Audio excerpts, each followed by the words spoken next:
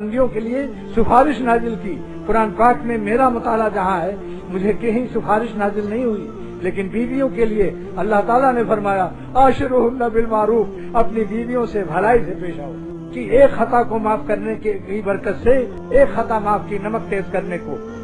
कयाम जब अल्लाह ताला उसको मौत आ गई, ख्वाब में एक बुजुर्ग ने देखा और पूछा तेरा क्या मामला हुआ। उसने कहा अल्लाह ताला ने मुझसे फरमाया कि तुम्हारे जिंदगी भर की खताओं को माफ करता हूँ एक नेकी के बदले में कि तुमने मेरी बंदी और अपनी बीवी के नमक तेज करने को माफ कर दिया था और डंडा नहीं उठाया था और गाली नहीं दी थी। आज मैं देखता हूँ जरा जरा सी बात में बीवियों को सताया जाता है, बेतरह पिटाई करते हैं, सारा जुनून निकालते हैं, लेकिन जब दूसरा गुंडा उनकी पिटाई करेगा और अजाब आएगा तब पता चलेगा कि बेकस को मारने से क्या होता। याद रखो मजलूम की आह से बचो, मजलूमीन की आह रायगा नहीं होती।